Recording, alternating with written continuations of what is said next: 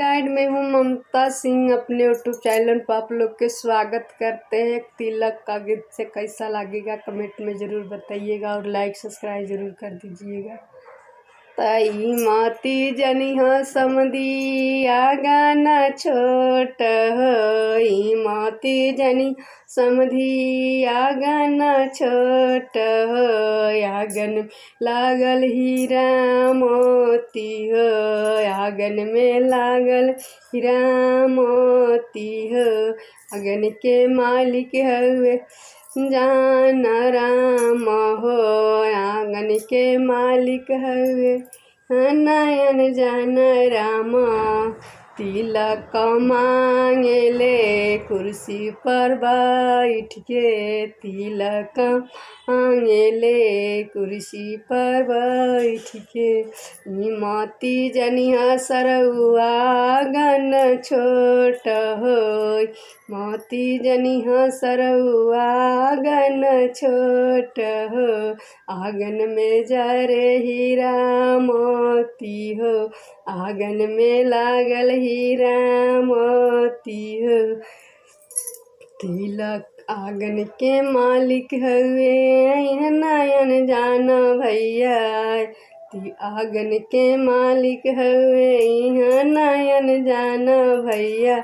तिलक मांगेले कुर्सी पर बैठ के तिलक मांगेले कुर्सी पर बैठ के सोने के थाली करार किया समधी सोने के थाली करार किया समधी रे पीतर के थाली चढ़ाई दिया रे समधी बाएं माँ न ठग लिया लइका हमारा रे समधी बाएं माँ।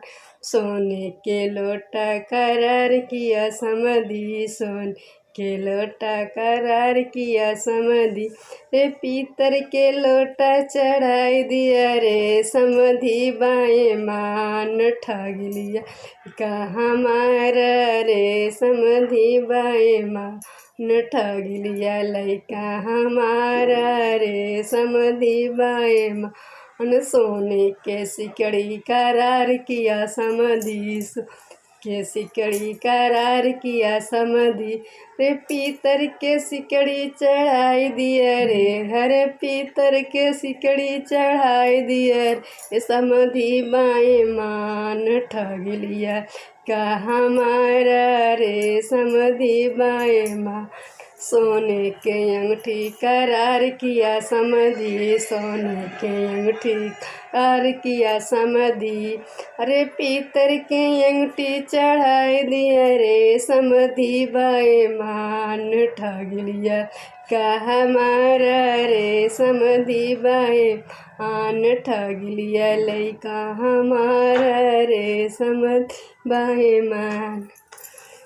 तनी सुनिला समधी साले तब जइह तनी सुनिला समधी साले तब जइह तनी सुनिला अजी अतवार लगेला कतवार लगेल तारा बहनी के नौन हतार लगेले तनी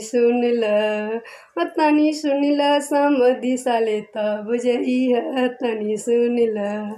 तनी देखला देवलिया पर का लिखल बा तनी देखला अतवार लिखल बा कतवार लिखल बा तारा बहनी के नो भतार लिखल बा तनी देखला देवलिया पर तब जइहा तनी देखला।